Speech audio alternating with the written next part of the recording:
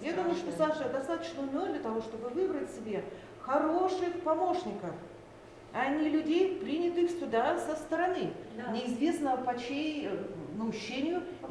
И пусть я это скажу в камеру. Я тоже скажу в камеру. Давайте, я тоже скажу это. Я не боюсь. Это Значит, человек, который точно знаю, пришел, пережил, как ступенька в жизни, оттолкнулся, поскакал дальше. И я думаю, что это вот не характерно для Александра Рудольфовича. Ну, знаете, у Я нас думаю, та же что- ситуация. Так, ну и вот Я думаю, что- сейчас там осталось мало времени. Значит, вот еще раз, Просто на допустим, самом деле вот мы этим коллективом собрались для того, чтобы рекомендовать нашему главе, Газеру, Вячеславу Михайловичу. Да, я в Фейсбуке и в Твиттере передал уже. Кандидатуру Конюхова Александра Рудольфовича. Кто за это, прошу руку поднять. Так, я фиксирую. Вот, я фиксирую. Значит, еще раз.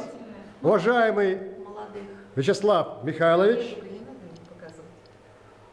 просим рассмотреть кандидатуру на должность директора Сыктывкарского медицинского колледжа, выпускника 92 года фельдшерского отделения, выпускника медицинской академии, военно-медицинской академии имени Кирова, отличника, который на доске почета отличника Сыктывкарского медицинского колледжа, Конюхова Александра Рудольфовича.